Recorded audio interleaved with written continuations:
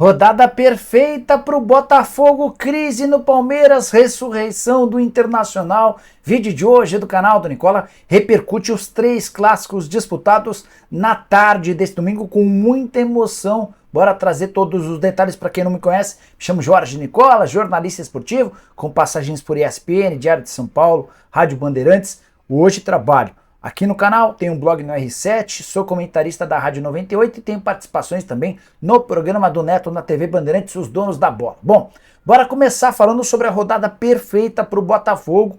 Fogão que não vencia há 5 jogos, bateu o Fluminense por 2-0 no Maracanã, diante de 45.193 torcedores.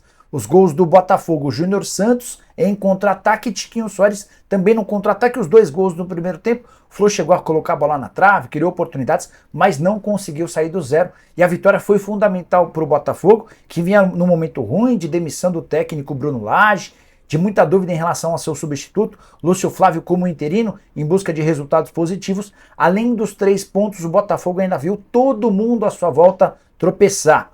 Palmeiras perdeu, daqui a pouco eu falo sobre isso. O Grêmio foi derrotado, também vou comentar sobre o assunto. No sábado, o Flamengo já havia ficado no empate contra o Corinthians. E o Fluminense, que era um dos postulantes ao título, também foi derrotado pelo próprio Botafogo. Dessa maneira, a tabela de classificação tem o Botafogo com 55 pontos ganhos. O Red Bull Bragantino, que ainda não jogou, com 45. O Grêmio, o Palmeiras e o Flamengo com 44. Tudo isso a 12 rodadas do fim. Botafogo abre 11 pontos para os principais candidatos, para os times de melhor elenco e maior investimento. Importante contar também que essa vitória do Botafogo serve para quebrar uma sequência muito ruim de desconfiança e de irritação do torcedor. Por sua vez, o Fluminense, classificado para a final da Libertadores da América, deu uma demonstração que está com foco no jogo decisivo contra o Boca Juniors. É a chance de o Flu se sagrar campeão da América. Para arrematar, Fluminense com 41 pontos, ainda em 6º lugar, mas pode ser ultrapassado pelo Atlético Paranaense e pelo Atlético Mineiro, que entram em campo ainda nesse domingo. Bora falar agora sobre Internacional e Grêmio. Colorado voltou a vencer no Campeonato Brasileiro, fazia um baita tempo que o Inter não vencia. Campanha do Cudê pelo Colorado no Brasileiro era horrorosa. O técnico argentino deixou bem claro, desde que assumiu o Internacional, que o grande objetivo era classificar o time a final da Libertadores e garantir o título. Para mim, o Internacional foi até melhor do que o Fluminense na maior parte dos 2 confrontos, mas a derrota de virada com gols no final para o Fluminense dentro de casa eliminou o Internacional. E aí o Inter se viu com o Campeonato Brasileiro a perigo, chance de rebaixamento e contra um rival, o Grêmio, que teve a semana inteira para descansar. No final das contas, deu o Internacional 3-2 no Beira-Rio, jogo que teve Ener Valencia abrindo o placar, o Wanderson fazendo 2-0, o Grêmio descontou com o João Pedro numa falha do Rocher, o Alan Patrick fez 3-1, e em cobrança de falta o Luizito Soares fez 3-2, a barreira abriu, mas eu fiquei com a impressão de que o Rocher poderia ter chegado na bola. Importante contar que com os 3 pontos, o Internacional foi para 32 na 12ª colocação, se distanciando do Z4 que causava tanto perigo. É legal contar também que o Internacional ainda não havia marcado 3 gols numa mesma partida desde o início do Campeonato Brasileiro, só para você ver como a campanha era horrorosa. E aí é importante lembrar ainda que o Internacional não vencia um Grenal, marcando 3 gols desde o longínquo ano de 2014, na oportunidade 4-1 contra o Grêmio na cidade de Caxias. Já o tricolor gaúcho, como eu contei, estacionou nos 44 pontos, desperdiçou a chance de manter a mesma distância que tinha em relação ao Botafogo, agora 11 pontos atrás, vai ter de se contentar com a briga por vaga em Libertadores da América. Importante destacar a reação dos jogadores do Internacional depois da partida, o Alan Patrick chegando a dizer que o Internacional foi melhor do que o Fluminense, merecia a melhor sorte, mas o futebol é dessa maneira, resultado fundamental para as pretensões do Colorado. Foi também a primeira vitória de Eduardo Cudê contra Renato Gaúcho em Grenais, eram 6 jogos com 4 vitórias do Renato e 2 empates, agora 4 vitórias do Renato, 2 empates e uma vitória de Eduardo Cudê. Bora falar agora sobre o Palmeiras, que decepcionou, enquanto o Santos arrancou uma vitória fundamental. E que semana do Palmeiras, hein? Na quinta-feira, eliminação em casa para o Boca Juniors, impedindo a chance de o Palmeiras disputar a final da Libertadores, empate 1-1 no tempo normal e derrota nos pênaltis com o Sérgio Romero pegando tudo.